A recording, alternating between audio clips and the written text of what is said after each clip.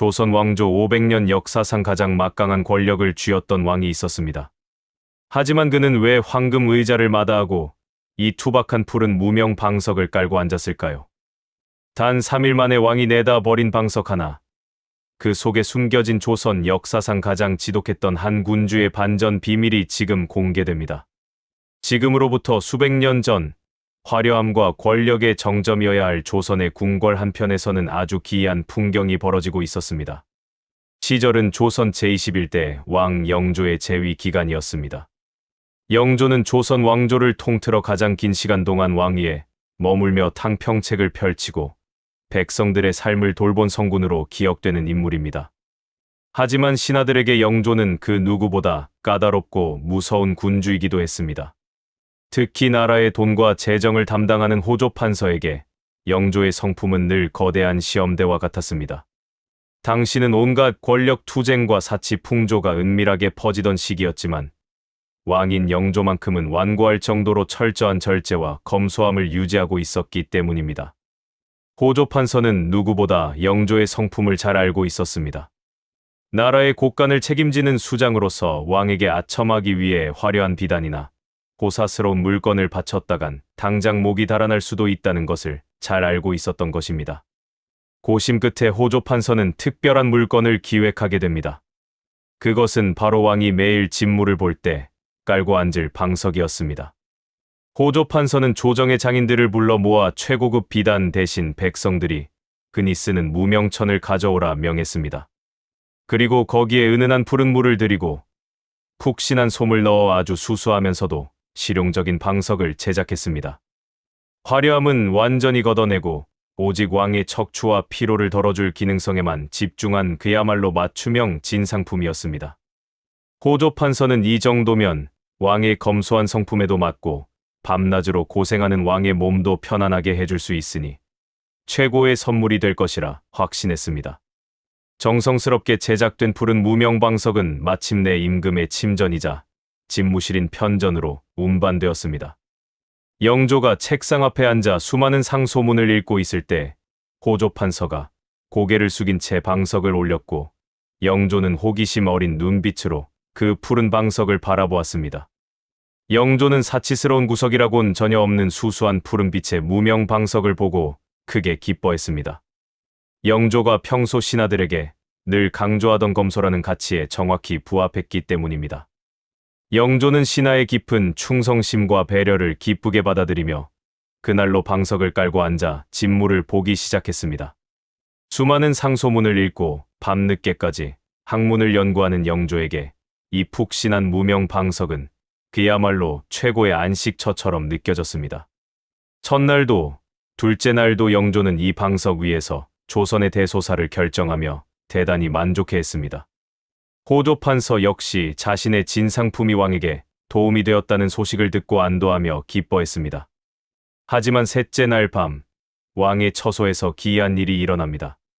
평소라면 촛불이 다 꺼질 때까지 상소문을 날카롭게 분석하던 영조의 집중력이 서서히 흐려지기 시작한 것입니다. 몸이 너무 편안했던 탓인지 왕의 고개가 자꾸만 아래로 떨구어졌고 자신도 모르게 안락함에 취해 가고 있었습니다. 수십 년간 거친 당파 싸움과 긴장 속에서 살아온 군주의 직감이 그 순간 번뜩였습니다.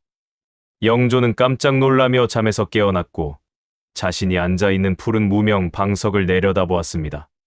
평온함으로 가득했던 왕의 눈빛은 이내 날카로운 의구심과 경계심으로 변했습니다.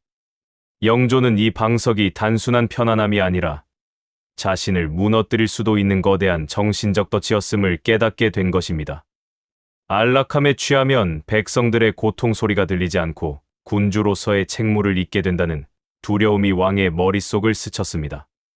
운명의 넷째 날 아침이 밝자 영조는 호조판서를 급히 대궐로 불러들였습니다.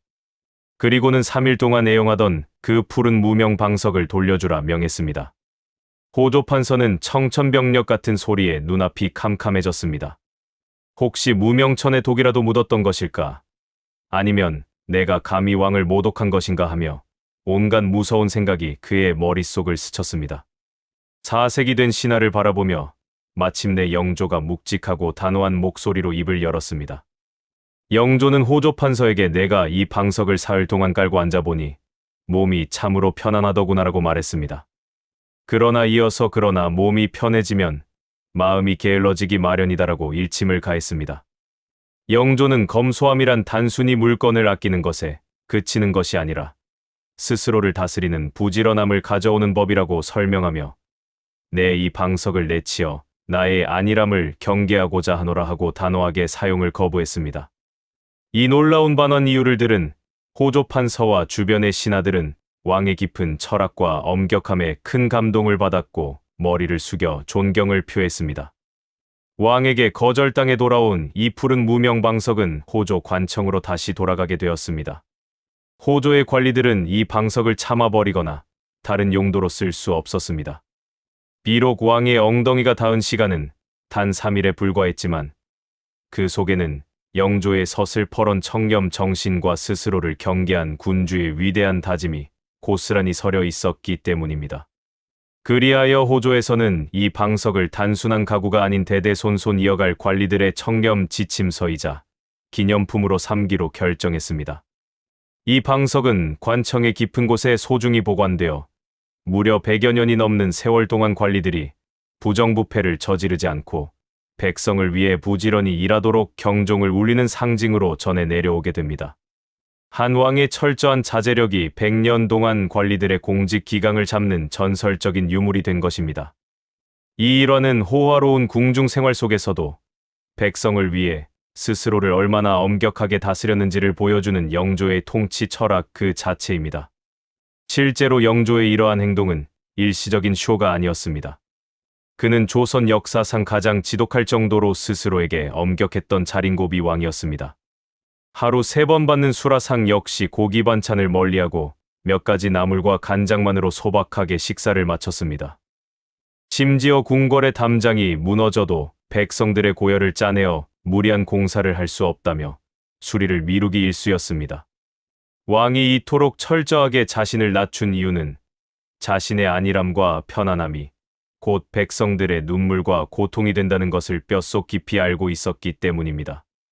한국민족문화대 백과사전 영조편 등의 기록을 보면 그가 평생 동안 실천한 검소함과 절제의 업적들이 고스란히 남아있어 오늘날 우리에게도 큰 교훈을 줍니다.